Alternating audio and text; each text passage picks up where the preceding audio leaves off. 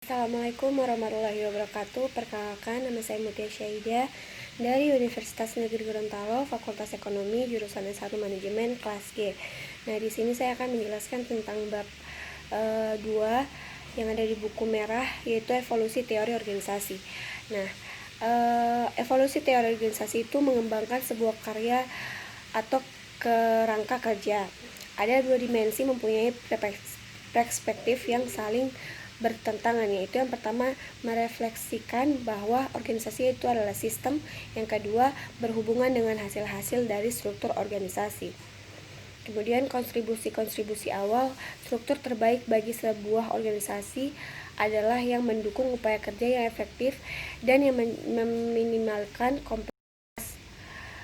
teoretikus tipe 1 mengembangkan prinsip atau model universal yang dapat digunakan pada semua keadaan. Ada Frederick Taylor Scientific Management. Ia mengusulkan 4 prinsip scientific management, yaitu yang pertama penggantian metode kira-kira untuk menentukan setiap elemen dari seorang pekerja yang ditentukan secara ilmiah. Yang kedua, seleksi dari pelatihan para pekerja secara ilmiah.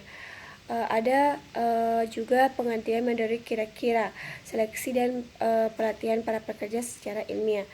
Kemudian Henry Fayol dan prinsip-prinsip organisasi Fayol mengusulkan 14 prinsip.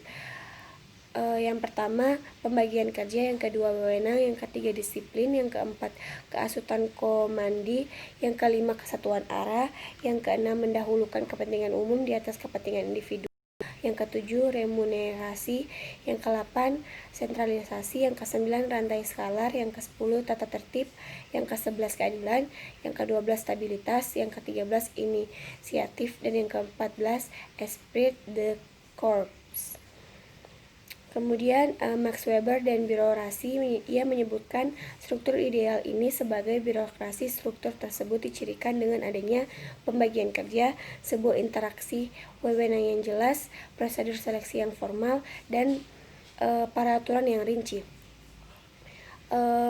Kemudian teoretikus tipe 2 itu adalah pengakuan mengenai sifat sosial dari organisasi yang sering disebut sebagai pembentukan aliran hubungan antar manusia.